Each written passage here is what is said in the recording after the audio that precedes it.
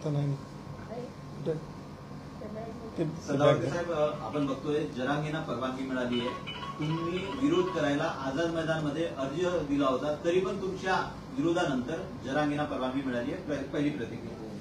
कायद्याचं राज्य आहे आणि आम्ही ज्यावेळेस तक्रार दिली होती तेव्हा रूल नोटिफाईड झालेले नव्हते. आता आंदोलनाच्या संदर्भानं मग ते कोणत्याही घटकाचं आंदोलन असो, ते कर्मचाऱ्यांचं आंदोलन असो, वंचितांचं असो किंवा अन्याय अत्याचाराच्या बाबतीतला असो, शिक्षकांचा असो, शिक्षकेतर कर्मचाऱ्यांचा असो, राज्य कर्मचाऱ्यांचा असो की जरंग्यासारख्यांचा असो, सगळ्यांसाठी एक नियमावली तयार झालेली आहे.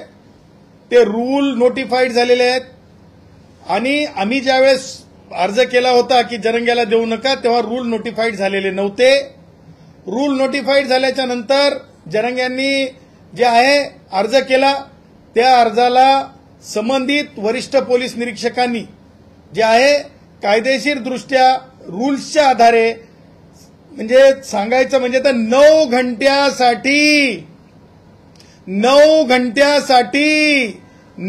घंट्यासाठी 1 घंटा 2 घंटा 3 घंटा 4 घंटा 5 घंटा 6 घंटा 7 घंटा 8 घंटा 9 घंट्यासाठी 9 वाजल्यापासून संध्याकाळी 6 वाजेपर्यंत जी आहे रितसर रूलप्रमाणे शर्ती आणि अटीच्या आधारे जे आहे ते आंदोलन करू शकतात अशी परवानगी दिलेली आहे.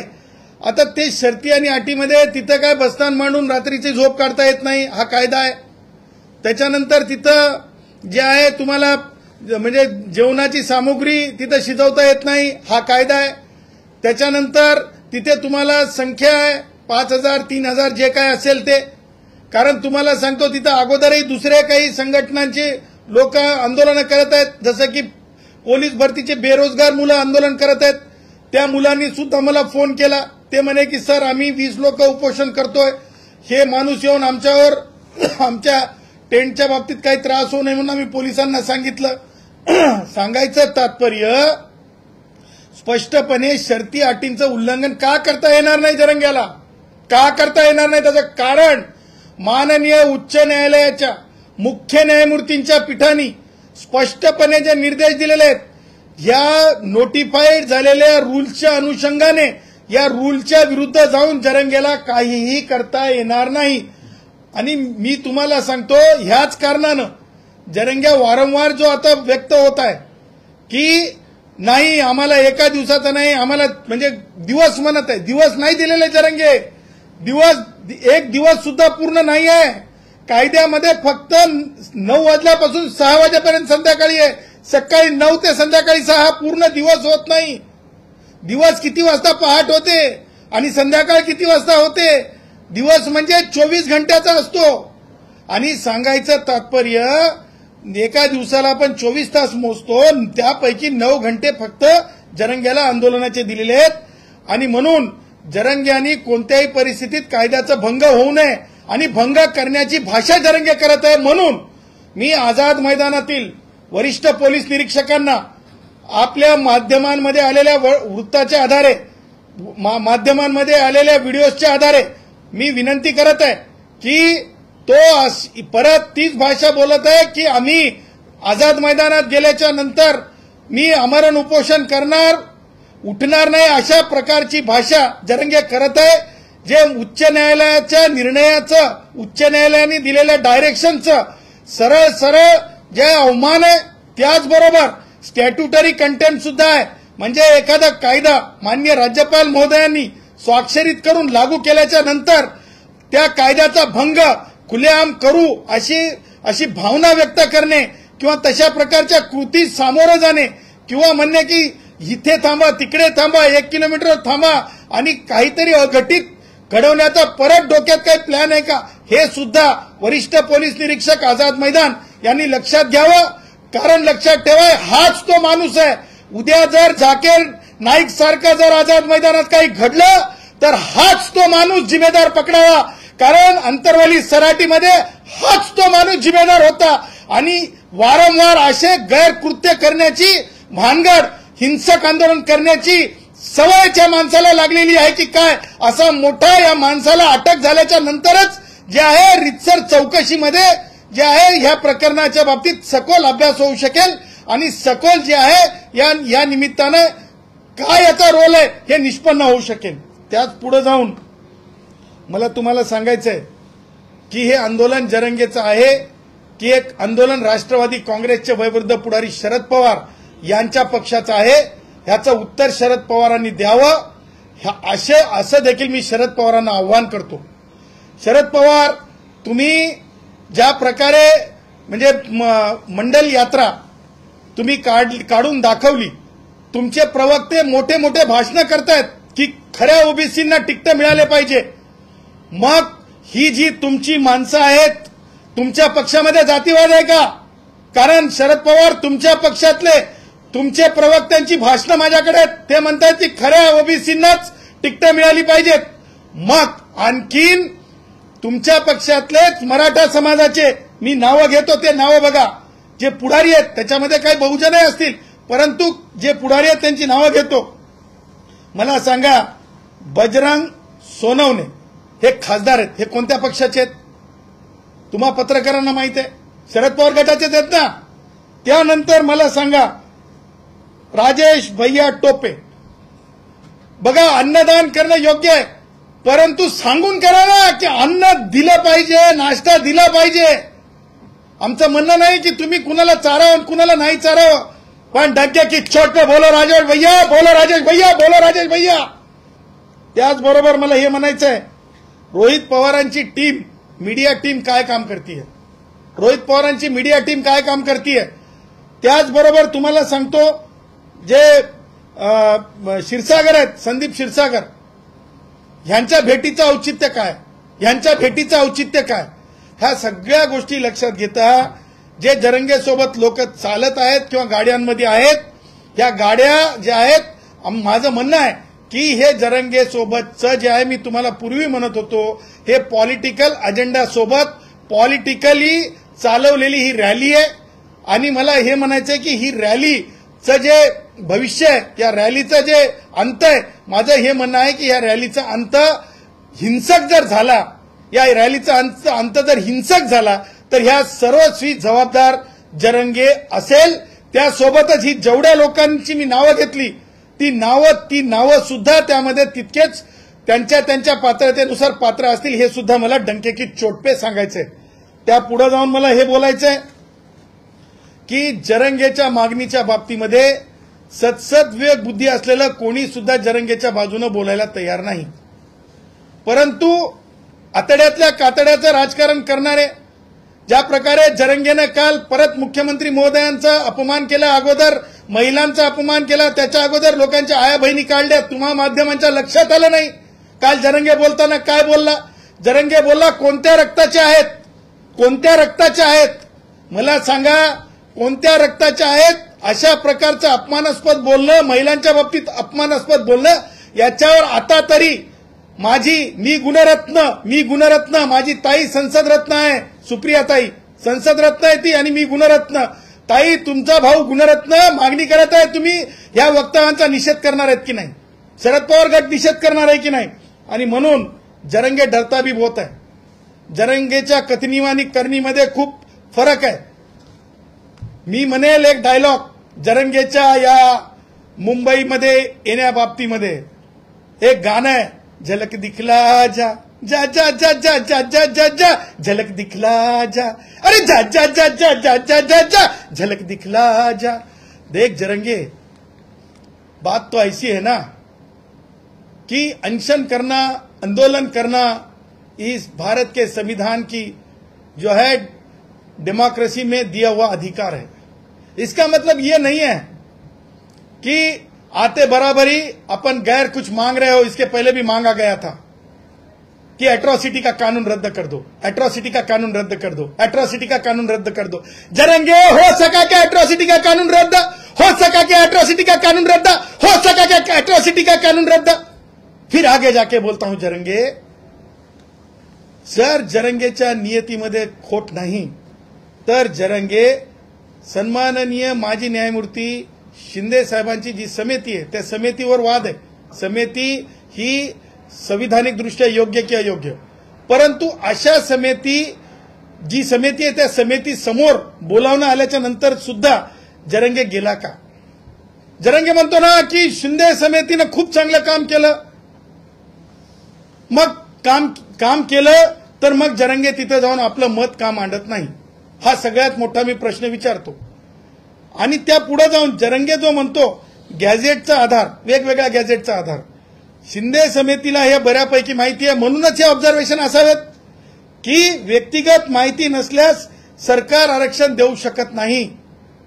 का देऊ शकत नाही हे मी तुम्हाला अगोदरही सांगितलं की माधुरी पाटील विरुद्ध कास स्क्रुटिनी कमिटी ठाणे या समितीच्या जजमेंटमध्ये सुप्रीम कोर्टाने क्लिअर केलेलं आहे की जोपर्यंत अफिनिटी टेस्ट होत नाही, जोपर्यंत विजिलन्स टेस्ट होत नाही, जोपर्यंत सगळ्या पुराव्यांची बारकाईने तपासणी होत नाही, तोपर्यंत आजोबाला जरी प्रमाणपत्र मिळालं तर नातवाला मिळू शकत नाही, बापाला मिळालं तरी लेकाला मिळू शकत नाही, जोपर्यंत तपासणी होत नाही.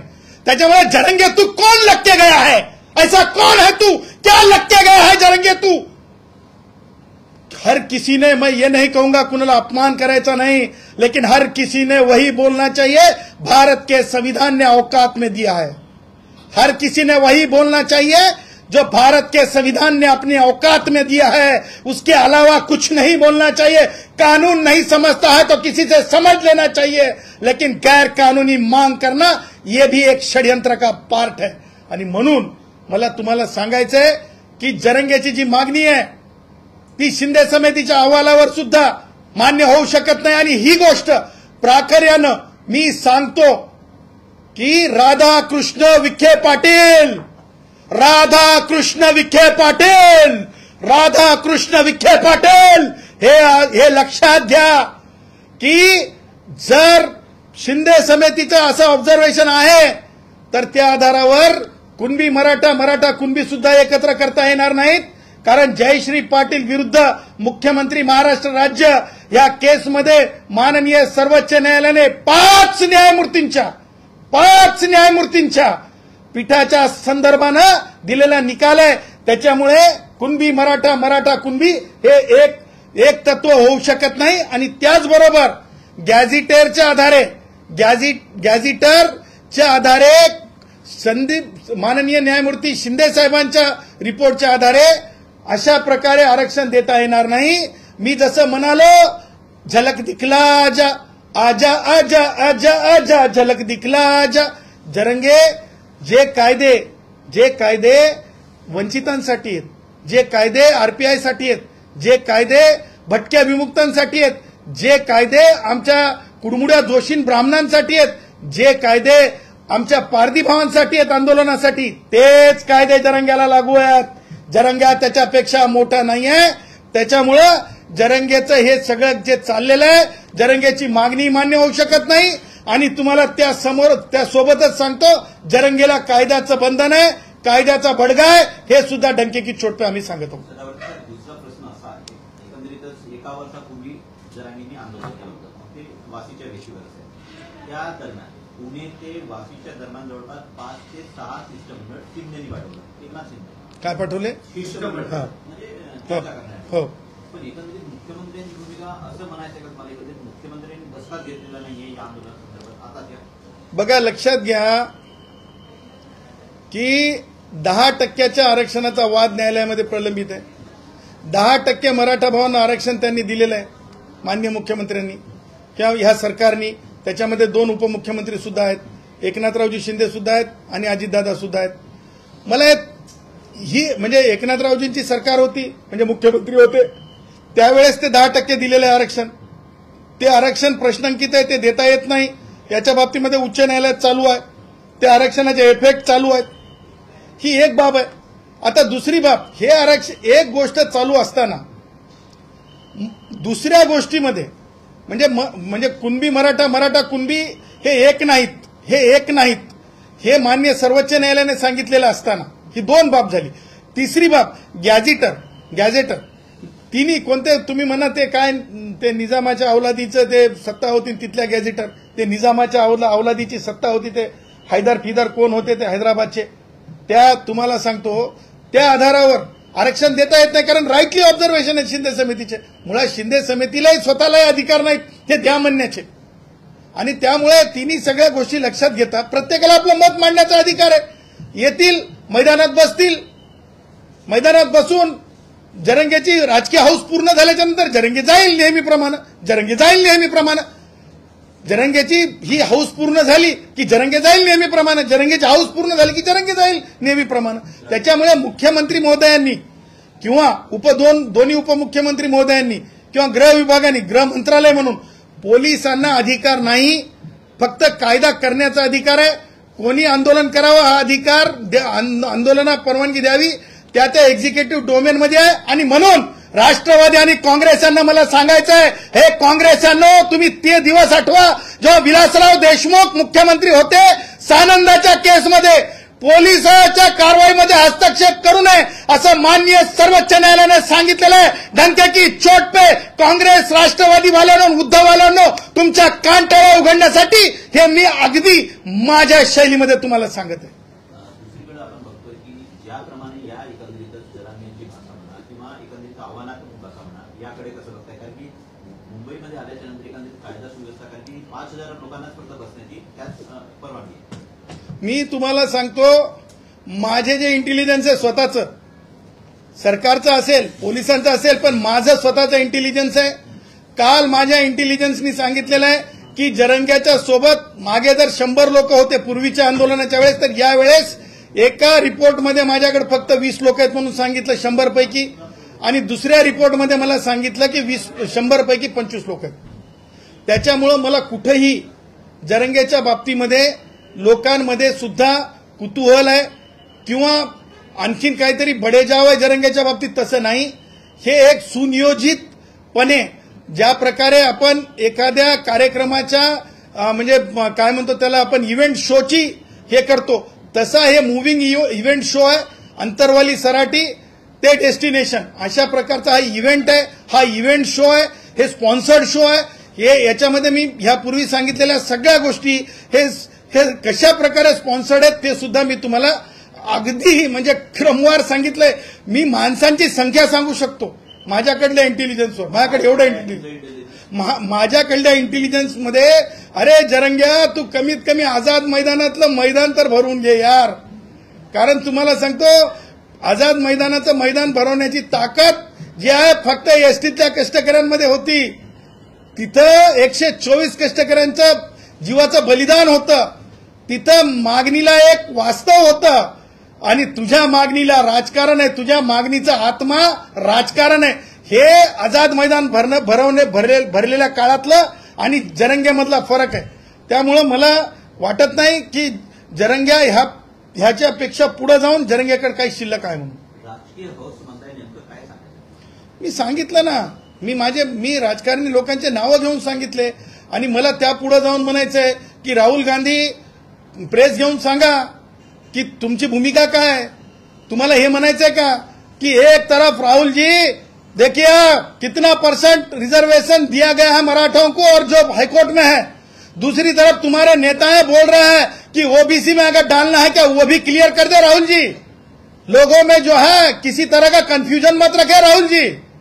आणि मला तेच सांगायचंय जे महसूल मंत्र्यांनी सांगितलं, बावनकुळे साहेबांनी, की आपले काय नाव ते नवीन खेळाडू आहेत, राजकीय खेळाडू, ते काँग्रेसचे अध्यक्ष हर्षवर्धन सपकाळ नवीन खेळाडू आहेत. हर्षवर्धन सपकाळ असतील किंवा आमचे वडेट्टीवार साहेब असतील किंवा आमचे तिसरे नेते नागपूरकडले वडेट्टीवार आणि तिसरे नेते, या तिघांनी हे लिहून द्यावं, स्पष्ट करावं की त्यांना ओबीसी म्हणजे मराठा भावांना माझ्या ओबीसीत टाकावं का.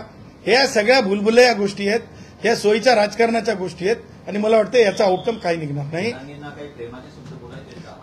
प्रेमाचे शब्द हेच आहेत, भटके, विमुक्त. तुम्हाला सांगतो, माझे वंजारी असतील, बंजारा असतील, माझे साळी, माळी, कोळी, कुंभार, सुतार, वडार भाऊ असतील, माझे लोहार भाऊ असतील, माझे जे कोणी ज्यांच्या असं टप टप टप घाम पडतंय आणि ज्यांच्याकडं मंदिराच्या किल्ल्या नसतात गावातल्या, जे माझ्या जरंगे म्हणतो ना, गरजवंत मराठ्यांच्याही खाली असतात. श्रीमंतीप्रमाणे शिक्षणानं वर असतील, अभ्यासानं वर असतील, परंतु त्यांच्याही म्हणजे पैसे कमाईनं खाली असतात. त्या भावांच्या हिश्श्यातलं कोणत्याच परिस्थितीत कोणी नेऊ नये आणि तशी नेण्याची हिंमत कोणाला आम्ही करू देणार नाही. त्याच्यासाठी संविधान कॉन्स्टिट्यूशन डिफेंडर म्हणून आहोत. कारण हाच तो वर्ग आहे ज्याच्यामध्ये कुडमुडा जोशी जो आमचा भटकंती करणारा ब्राह्मण आहे त्यांना सुद्धा रिझर्वेशन आहे. आणि त्यामुळं एवढ्या मोठ्या वेगवेगळे समूह ओबीसी मध्ये आहेत, त्या ओबीसीवर आम्ही अन्याय होऊ देणार नाही. ती आमची रिस्पॉन्सिबिलिटी आहे, कॉन्स्टिट्युशनल रिस्पॉन्सिबिलिटी आहे. आणि धारिष्ट दाखवणारा जो कोणी मंत्री असेल, जो कोणी आमदार असेल की जो म्हणेल की ओबीसीतून आरक्षण या मराठा भावांना आमच्या द्या, त्या सगळ्यांना माननीय न्यायालयामध्ये पार्टी करू. कारण त्यांचं मत दिल्ली उच्च न्यायालयाने एका प्रकरणात सांगितलेलं आहे. एखादी गोष्ट एखाद्या निवडणुकीच्या अजेंड्यामध्ये किंवा एखाद्या प्रकरणामध्ये मंत्र्यांनी व्यक्त केली तर जशीचे तशीच कोर्टामध्ये सुद्धा ती ठेवता येते आणि त्याच्यावर निकाल मागता येतो. हे सगळ्या राजकारण्यांना मी आजच्या ह्या निमित्तानं मी आव्हान करत आहे आणि मी लोक शिक्षण करत आहे त्या आमदारांचं, खासदारांचं, जे कोणी मागणी करत आहेत त्यांचं.